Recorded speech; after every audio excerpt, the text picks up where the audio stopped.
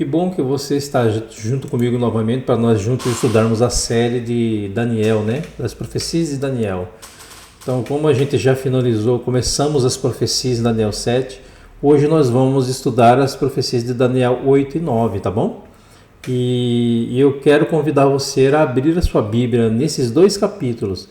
E nós vamos estudar esses dois capítulos. Nós temos que, como ser humano, né, como pessoas, entender e estar preocupados em sustentar a fé que nós professamos. E a nossa fé, ela não pode se firmar em filosofias, ideologias, modismo. É compreender o que está escrito em Daniel 8 e 9. E isso é entender o porquê que nós somos cristãos, que nós temos que estudar a palavra de Deus e obedecer ela, e guardar os mandamentos e a lei de Deus, né? Eu quero convidar você a fazer uma oração, uma prece a Deus. Feche seus olhos onde você está, meu amigo e minha amiga. Vamos lá. Pai amado, obrigado porque o Senhor é Deus aqui e lá junto com meu amigo e amiga que está estudando a palavra. Nos ajude a entender a Tua palavra, Pai. Nos proteja, nos livre de todo mal. Nos cerque com a Tua presença. Eu oro em nome de Jesus Cristo, Pai amado. Amém. Então, Daniel 8,14 diz assim: Ele me disse, até 2.300 tardes e manhãs, e o santuário será o quê? Purificado. Então, havia um homem que ele chamado Guilherme Miller, ele era membro da Igreja Batista. E ele era um profundo estudioso da palavra de Deus. E nos Estados Unidos aconteceu um grande movimento religioso que ficou conhecido na história americana como o segundo grande reavivamento espiritual que teve ali. E esse segundo grande reavivamento aconteceu por causa dos eventos que começaram a ter lugar naqueles tempos ali, naqueles anos, certo? Como, por exemplo, o terremoto de Lisboa, né? Em 1º de novembro de 1755, que foi um terremoto que avassalador, que destruiu muito. E o eclipse do Sol também, né? A lua ficou vermelha como sangue em 1780, o Papa sendo preso em 1798, as estrelas caindo em 1833. Aí o que aconteceu? Pá! Guilherme Miller e vários outros estudantes da palavra de Deus começaram aí eu falei assim, tem alguma coisa extraordinária acontecendo. Parece que o mundo estava caminhando para o fim. E houve um despertamento religioso naquela época. E as pessoas se voltaram à palavra de Deus, inclusive esse batista chamado Guilherme Miller, e sentado na sua escrivaninha, na sua fazenda, tendo ao lado da sua Bíblia uma concordância de Cruden, né? Uma concordância bíblica, ele começou a estudar a Bíblia verso por verso, toda a Bíblia. A Bíblia de Miller é um patrimônio da Igreja Adventista do Sétimo Dia. Ela está lá no Museu de Andrews Universidade, em Michigan, né? Então, a Bíblia de Miller, ela estava bem surrada em duas partes, pelo menos, pelo uso, né? E quais são essas duas partes que está bem surrada? Os Evangelhos e o livro de Daniel. Por quê? Para ele entender Daniel, ele teve que entender a missão de Cristo. Porque senão fica complicado a gente entender Daniel. Aí ele entendeu a missão de Cristo. E hoje nós vamos entender a centralidade de Cristo na profecia de Daniel. Miller gastou pelo menos 8 anos da sua vida com esse versículo que nós lemos agora em Daniel 8,14. Ele queria entender o que significava essas até 2.300 tardes de manhã o santuário seria purificado. E para entender a purificação do santuário, ele teve que voltar ao Antigo Testamento. Lá em Êxodo 25, versículo 8. Né? Deus deu a ordem a Moisés dizendo assim: e me farão um santuário para que eu possa habitar no meio deles. E nesse mesmo capítulo, no verso 40, Deus disse assim: e vocês façam de acordo com o modelo que eu te mostrei lá no monte. Ou seja, Moisés viu um santuário. Que santuário viu Moisés no monte? O celestial. Porque ele construiu o terrestre a partir desse modelo. Isso quer dizer que sempre houve um santuário, sempre existiu. O santuário celestial, mesmo antes do pecado, ele já existia. Antes do planeta Terra ser feito, o santuário celestial já existia. Acontece que antes do pecado, o santuário celestial ele tinha apenas uma função, a de adoração. Esta é a função do santuário, uma função litúrgica. Mas após o pecado, ele assume uma nova dimensão, agora soteriológica. Agora também um processo de salvação. E por que o santuário assume essa dimensão? Porque o pecado se originou no santuário.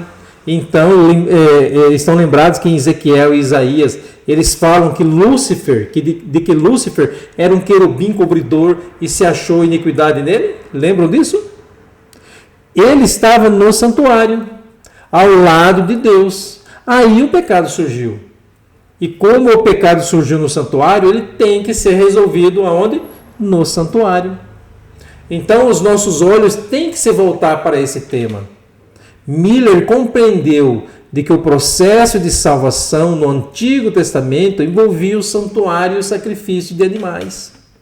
Então, quando o israelita pecava, ele trazia um animal até o santuário, colocava sua mão sobre a cabeça do animal, confessava o pecado e, uma vez confessado, ele pegava um cutelo, um tipo de faca que tinha que matar o animal, né? E ele matava o animal.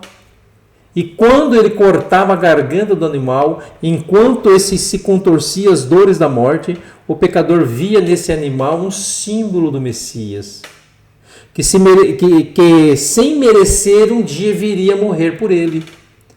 Agora o sacerdote, num cadinho, num tipo de vasilha, pegava o sangue desse animal e levava para dentro do santuário. Então o pecado saía do pecador e ia para o animal, e do animal ia para o santuário. O pecador ia para a sua tenda perdoado, mas o registro do seu pecado ficava no santuário. Então, uma vez por ano, esse registro do pecado tinha que ser apagado. Nós chamamos esse dia de o dia da expiação. Quando o sumo sacerdote entrava em cena, e quando o sumo sacerdote entrava em cena, havia um dia em Israel que acontecia isso. Quem se lembra qual era o dia da expiação no calendário judaico? Era o 10º dia do 7º mês, que é o mês Tishir, né? 7º mês. O que acontecia nesse dia? Quando o sumo sacerdote acordava, ele tinha que oferecer um animal para o seu pecado. Que animal ele matava? Um carneiro. Ele matava um carneiro para sacrifício próprio. E depois ele ia para o santuário. E 2 bodes eram trazidos à presença dele. E ele matava depois um bode. E o outro era para o deserto. Então, no dia da expiação, no envolvimento do ritual, que animais morriam? Um carneiro e um bode. Agora, quando chegamos em Daniel 8, como é que o capítulo começa? Falando da briga de um carneiro e de um bode. Porque aqui esses 2 animais foram escolhidos por Deus para dar abertura a Daniel 8. Por que foi escolhido esses animais? Para indicar que os eventos de Daniel 8 referiam-se a um dia da expiação, quando os animais morriam. Então, no contexto de Daniel 8, é o dia da expiação. Aí está o carneiro, aí está um bode, que eram animais limpos que morriam no dia da expiação.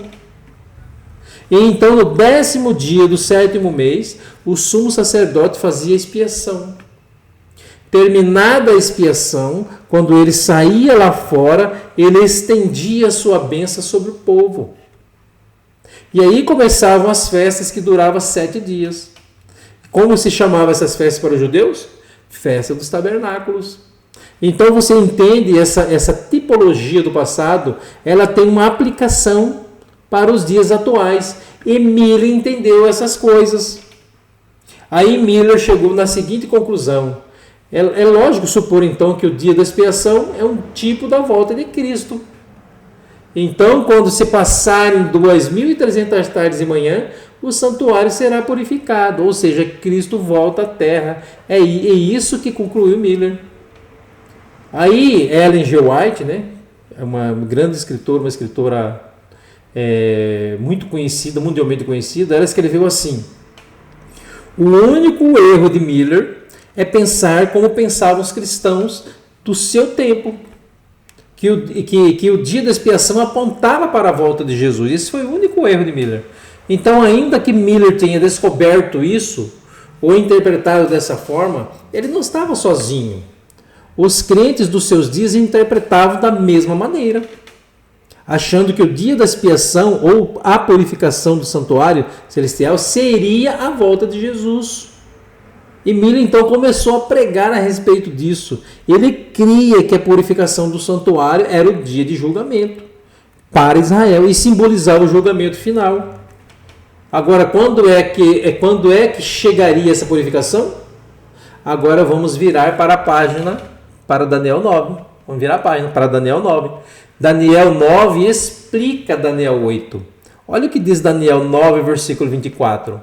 O anjo Gabriel está explicando a profecia para Daniel. E ele diz assim: 70 semanas estão determinadas sobre o teu povo, sobre a tua santa cidade, para fazer cessar a transgressão, para dar fim aos pecados, para expiar a iniquidade e para trazer a justiça eterna, para selar a visão e a profecia e para ungir o santo dos santos. Olha só. O anjo disse para Daniel que 70 semanas estavam determinadas sobre o povo dele. E o povo de Daniel era o povo judeu. A expressão hebraica que aparece nesse verso é Shatá, que foi traduzido aqui na Almeida, Revista Atualizada, como 70 semanas estão determinadas. Essa não é a melhor tradução, desculpem.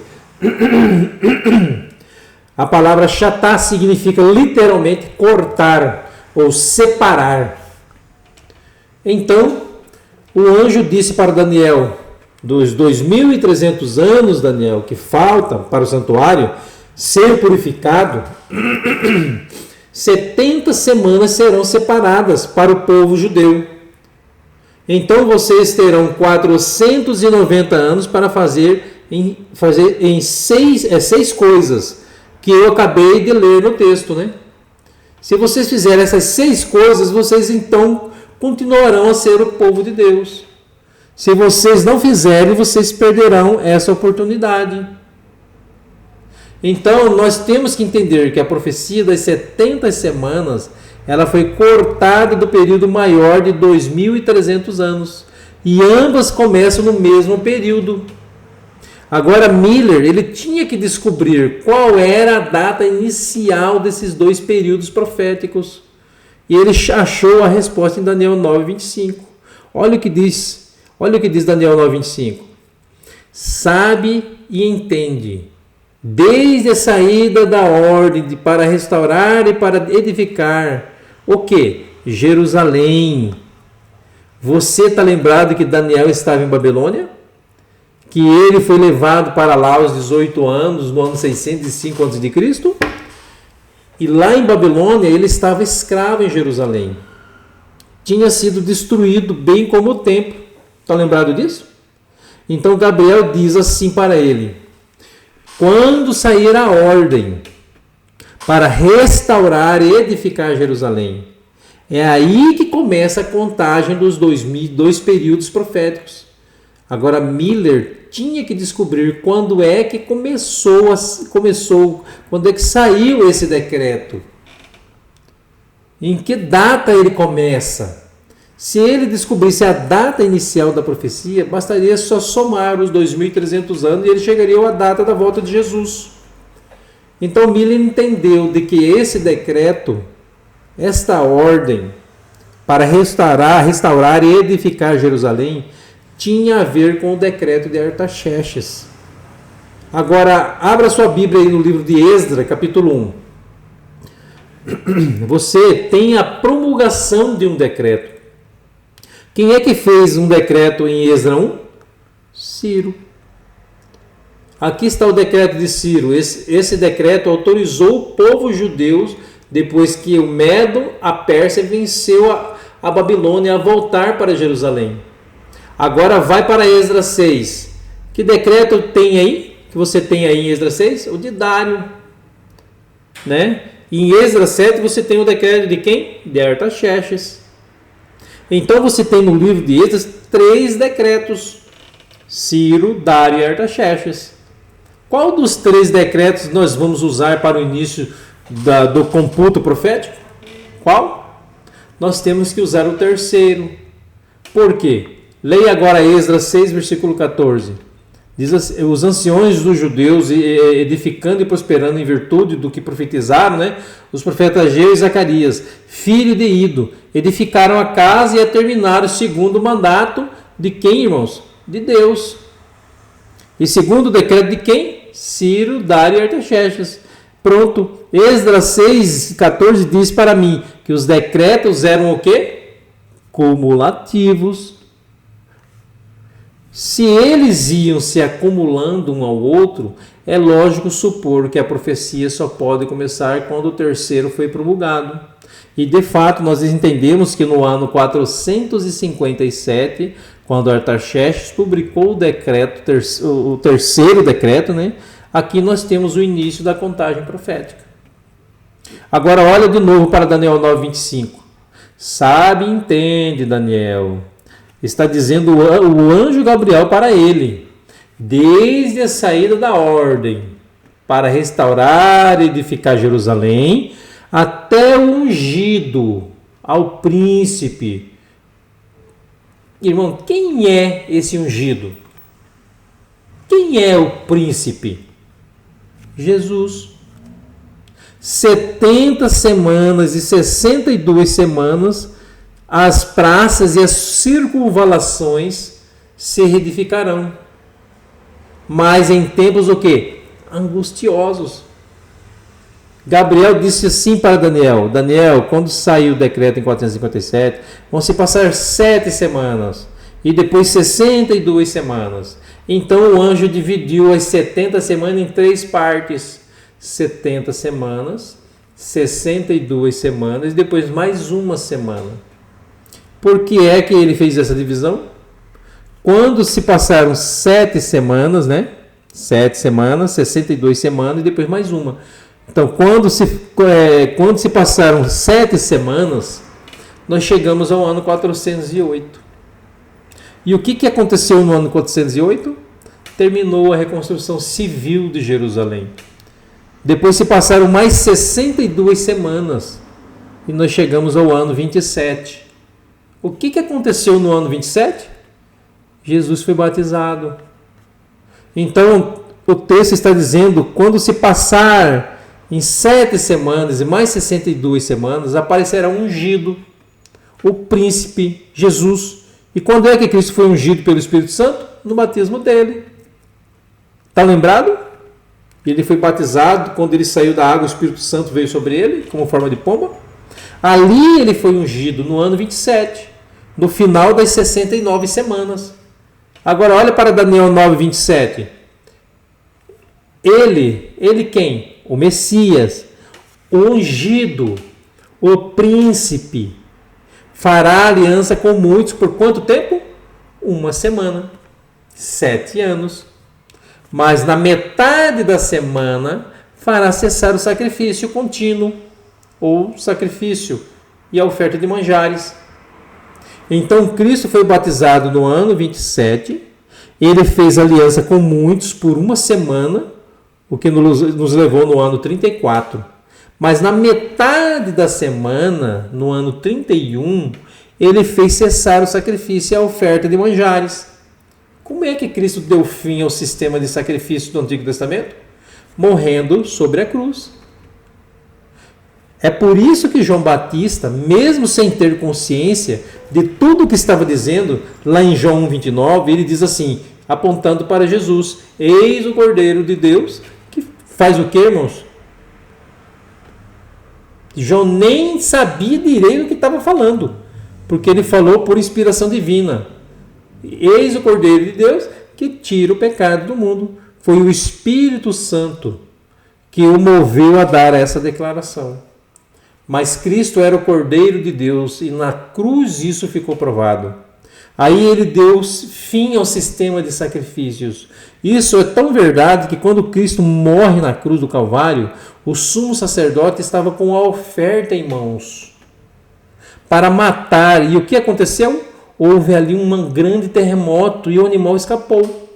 E o animal não foi sacrificado. Por que não?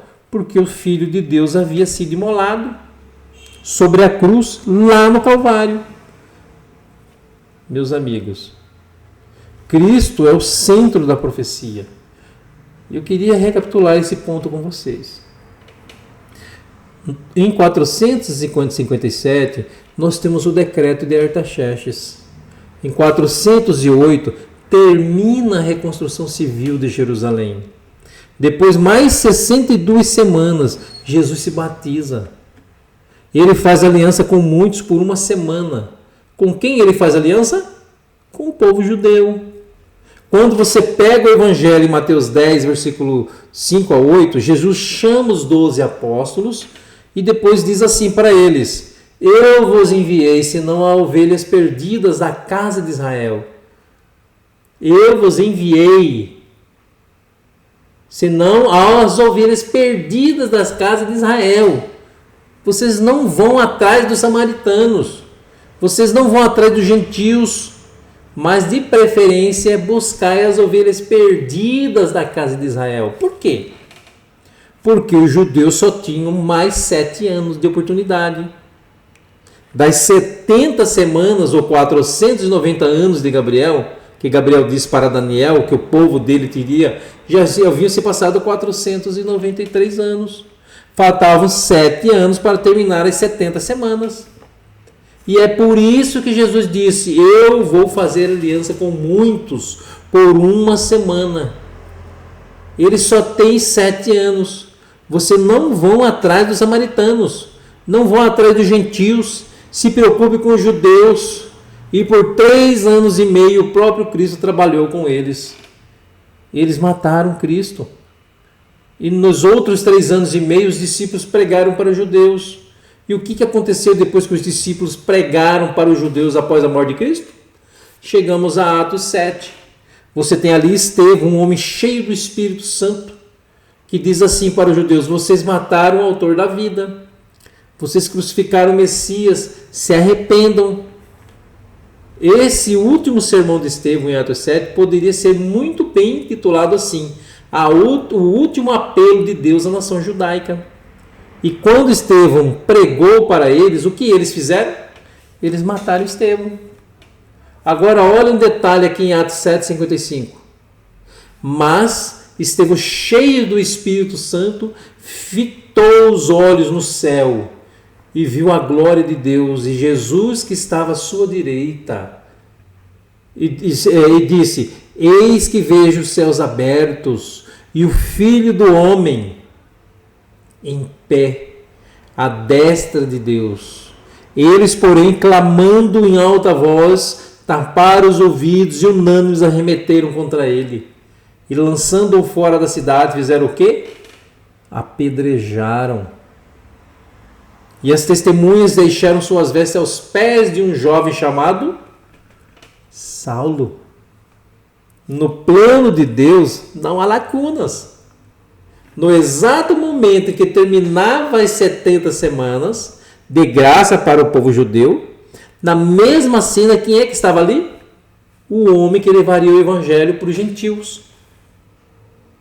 No plano de Deus não há espaços, não há lacunas. Agora eu quero terminar concluindo com vocês o seguinte pensamento. Nós estamos no ano 34. Já se passaram os 490 anos. Acontece que a profecia deveria ir até 2.300 anos, né?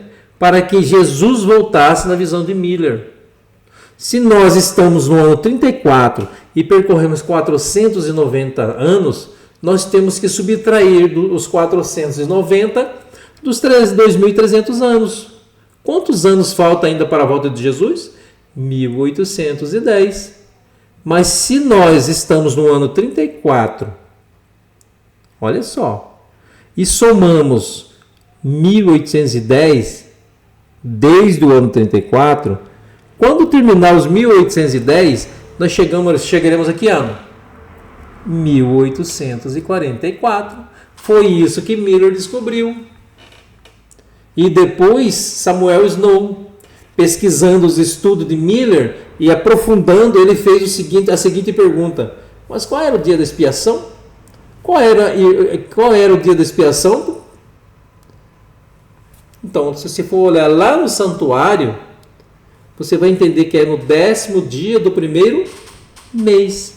Aí Samuel Snow comparou o calendário judaico com o nosso calendário gregoriano. E ele chegou na terça-feira do dia 22 do mês de outubro de 1844. Olha só que interessante. Aí chegamos ao Apocalipse 10. O livrinho doce na boca. Esta mensagem entusiasmou o mundo. Jesus vai voltar. E então os cristãos milleritas que seguiam a Miller, eles venderam suas propriedades, fizeram as pazes com os inimigos, empreenderam tudo o que tinha na pregação do Evangelho, porque Jesus está voltando. Então a outra doutrina fundamental dessa igreja é a volta de Cristo. É por isso que nós chamamos que o povo adventista chama adventista.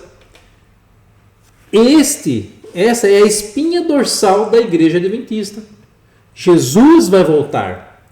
Mas quando chegou no dia 22 de outubro de 1844, Jesus não voltou. Eles estavam certos com relação à data, mas errados com relação ao evento.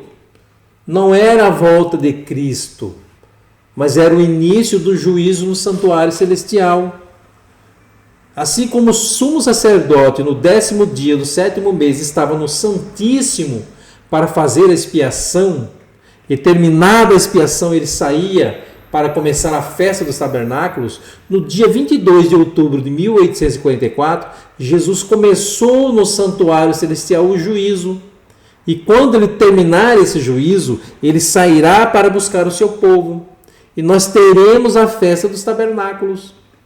Isso quer dizer que em 1844, até hoje, até a volta dele, nós estamos vivendo o dia escatológico da expiação. O grande dia escatológico da expiação. Então, quando terminar o juízo, é que Jesus volta. Então, a igreja adventista entendeu, Apocalipse 10, 11, é necessário que ainda profetizes. Agora eu quero chamar a atenção para um detalhe da profecia. A igreja adventista acredita ser a igreja remanescente, porque nós nascemos no momento apontado pela profecia de 22 de outubro de 1844. Agora, a última pergunta: e se eu saio do batismo de Cristo e viajar 3 anos e meio até a morte dele, em que dia Cristo tem que morrer?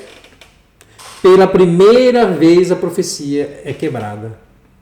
Ela fará aliança com muitos por 1 semana, 7 anos redondo, mas na metade das semanas, 3 anos e meio, e a profecia foi quebrada.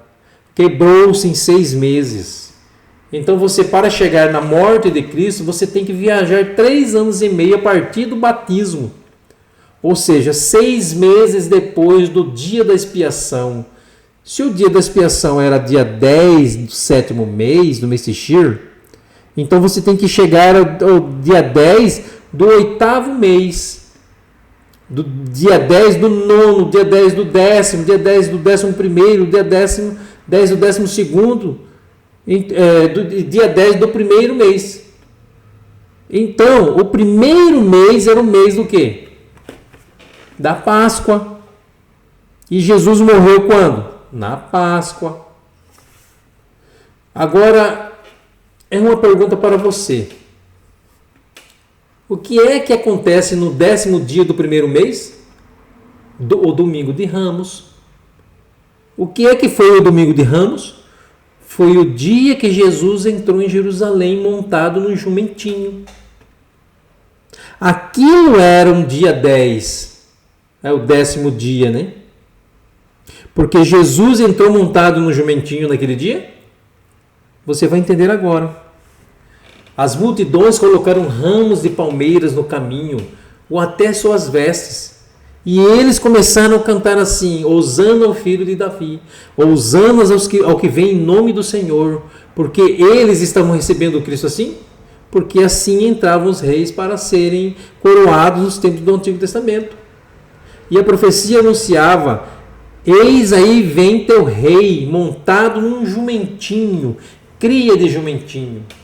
Quando eles viram Cristo montado no jumentinho se aproximar da cidade, os judeus entenderam: é a hora de coroá-lo rei. Nós vamos tirar os romanos do poder. Os judeus voltaram. E agora, quando Jesus entra, toda Jerusalém entrou em um alvoroço. E quando a multidão foi para coroar Cristo, o que ele fez? Jesus fez? Ele sumiu, ele desapareceu. E agora, por que é que Cristo desapareceu naquele domingo? Você só entende isso à luz de Êxodo 12. Lá em Êxodo 12 é ensinado que quando chegasse a Páscoa, cada família judia tinha que separar um cordeiro para o sacrifício. Mas em que dia o cordeirinho tinha que ser separado? É no 10º dia do primeiro mês. Então, no dia que o cordeiro deveria ser separado, o próprio Cristo se separou como oferta. Esse cordeiro lá no Israel. Esse era o cordeiro lá no Israel. A família judia separava no 10º dia e o matava no 14º dia. Êxodo 12, versículo 6. No 14º dia vocês matem o cordeiro, assem a carne dele e comam. E vocês comam essa carne com pães asmos e ervas amargas. Então, no domingo, dia 10, Jesus se separou. Segunda foi 11, terça 12, quarta 13, quinta 14. E no dia 14, o cordeiro pascual tinha que morrer. Os discípulos receberam de Cristo a seguinte ordem: na quinta-feira, vão, preparem a Páscoa, peçam um homem um cenáculo, um homem do cenáculo, e ele vos dará emprestado esse cenáculo. Eles pegaram o cordeiro, pediram o cenáculo emprestado, mataram o cordeiro, assaram o cordeiro no pôr do sol, porque o cordeiro tinha que morrer antes do pôr do sol. E quando entrou a noite, no dia 15, Jesus estava com os 12 para a cerimônia da Páscoa, em João 13. Aí Jesus diz assim com eles: há muito desejo comer convosco esta Páscoa. Por que Jesus disse isso? Porque era a última Páscoa. E ali estava o cordeiro pascual na mesa morto. E ele estava, e lá estava o Cordeiro de Deus vivo. Quem? Jesus. E pela primeira vez, o cordeiro morto que eles iam comer, e o antítipo, né, que era Jesus, estavam ali. E é quando a sombra encontrou a realidade. A sombra perdeu o seu valor. E naquele momento, na mesa pascual, Cristo fez a transição das economias da salvação. Por 4.000 anos, esse animal apontava para a minha morte. Jesus diz: a partir desse momento, esse animal não tem mais valor, porque eu vou dar a minha vida sobre a cruz. Jesus faz a transição das economias da salvação. E quando eles terminam ali esse momento, Jesus instituiu no lugar da Páscoa a cerimônia da Santa Ceia, a cerimônia da comunhão. E ele agora usa o vinho como símbolo do seu sangue, e o pão como símbolo do seu corpo. E que os discípulos deveriam celebrar agora a comunhão até que ele voltasse. Terminada a ceia, Jesus foi para o Getsêmani. Na madrugada ele foi julgado e condenado injustamente. Que horas ele foi crucificado no Calvário? Às 9 horas da manhã o crucificaram. Meio-dia houve trevas sobre a terra. Às 15 horas da tarde ele morreu. Por que ele foi crucificado às 9 da manhã? É a hora do sacrifício matutino. E por que ele morreu às 15 da tarde? hora do sacrifício vespertino. Então Cristo tinha 31 anos. Era o mês de Abib, mês da Páscoa, primeiro mês, era dia 15 e é a hora, 15 horas para morrer. Ele sabia o ano, o mês, o dia e a hora da sua morte. É por isso que ele disse para Maria em João 2, mulher, ainda não é chegada a minha hora. Eu sei a minha hora, mas espera aí. O Cordeiro Pascual não morria no dia 14. Sim, ele não morria no dia 14. Não, né? Sim. Então Jesus morreu que dia? Dia 15. Isso sim. E não perdemos o simbolismo? Não. Por que não perdemos? Porque na cruz Jesus não é o Cordeiro Pascual. Jesus é o Cordeiro Pascual aonde? Na ceia. Quem é Cristo à meia-noite quando ele é preso? O nosso primogênito. Porque meia-noite foram mortos os primogênitos no Egito. Ele é o nosso primogênito meia-noite. E quem é Cristo na cruz no dia 15? Ele não é o Cordeiro Pascual. Moisés e Paulo respondem essa pergunta lá em Deuteronômio 32, em Gálatas 3. É maldito todo aquele que for pendurado no madeiro. Sabe quem é Cristo na cruz? Ele é o maldito de Deus. Ele está aí na cruz por sua causa. Por causa dos seus pecados. Na cruz ele não é o cordeiro. Ele é o maldito. Porque ele assume os pecados da humanidade. Por isso, aquele reformador da Idade Média, chamado Leverfeuille, escreveu na França: essa é a estranha obra de Deus, o justo morre para que o pecador viva. E você só tem vida se você olhar para Jesus, olhar para a cruz. Não importa o seu sexo, não importa a sua idade, não importa o seu status social, sua conta bancária, os títulos que você tem, não importa nada. Só a salvação, se você olhar para a cruz de Cristo. Só há salvação se você olhar para a cruz de Cristo. Sem Cristo, você está perdido completamente. Sem Cristo, sua vida será sem sentido e vazia. Você até poderá usar as coisas que o mundo tem para preencher o vazio da alma, mas nada disso vai satisfazer, que só Cristo é a resposta a todos os anseios humanos.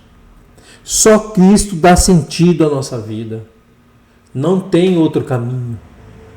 Agora, se você se render a Cristo e Ele for o Senhor da sua vida, a sua vida terá uma outra perspectiva.